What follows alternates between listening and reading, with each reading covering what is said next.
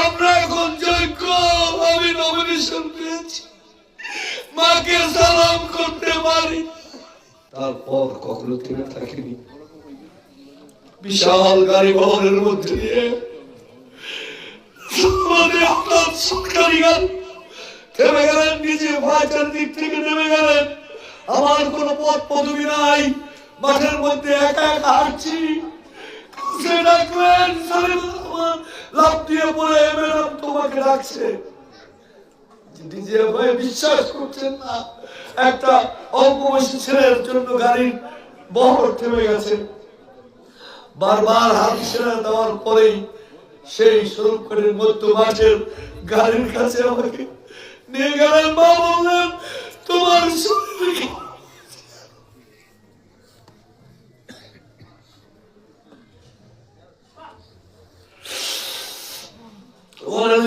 পর ঢাকায় দেখা করতে গিয়েছি অনেক মানুষ, আমি এত বড় নেতা নই।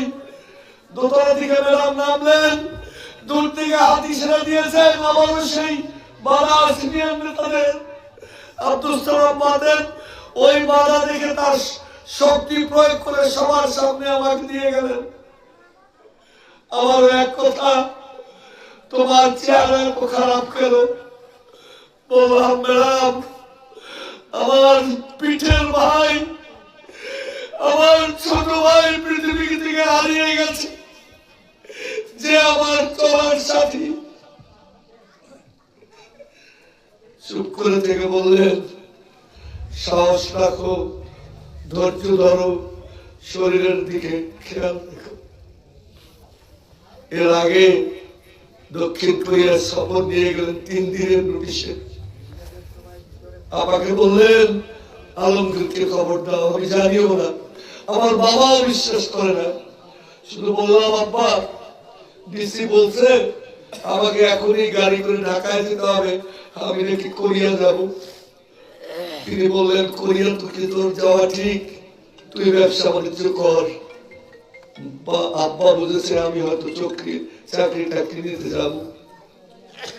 আমি ঢাকা গেলাম, সবকিছু একদিনের মধ্যে ঠিক করে সফর সঙ্গী হলাম। বিমানে বসে 1.5 ঘন্টা কোন রাজনৈতিক নেতারা, বড় অফিসাররা, বড় ব্যবসায়ীরা তার সামনে তো কথা বলেন। আমাদেরকে ডাকলেন ম্যাডাম, তার পিএস দিয়ে আমি এবং বসিরকে, আমরা যারা 4 জন সমাজকর্মী তাদের ডেকে নিয়ে 1.5 ঘন্টা বসে ওই বিমানের মধ্যে আমরা শুধু গল্প